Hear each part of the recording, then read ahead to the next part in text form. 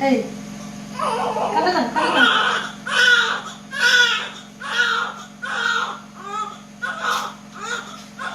এই দুজনে দাদি নানি দেখছেন খুশি হয়েছে নি বান্ধবী পাইছে যে আমি তো একেবারে টেনশন হয়ে গেছিলাম কোনো কিছু হলে পরে ডাক্তারের দোষ হবে বুঝছেন কিন্তু যে মার দোষ হবে না মা যে শুনতে পারে না এর দোষ হবে না এটা হচ্ছে আমাদের বাংলাদেশের নিয়ম যে বাচ্চা কাপড় দাও এই যে রেখে লেগে এই যে দেখছো সুন্দর করে দেন আবার সুন্দর করে দেন এই যে দেখছো এটা কি ওরে বাবা দেখছো রাখেন আমি ওই বাবা রে তুমি সব এখন কোন বান্ধবীর কাছে যাবে বল নানির কাছে যাইবা না দাদির কাছে যাইবা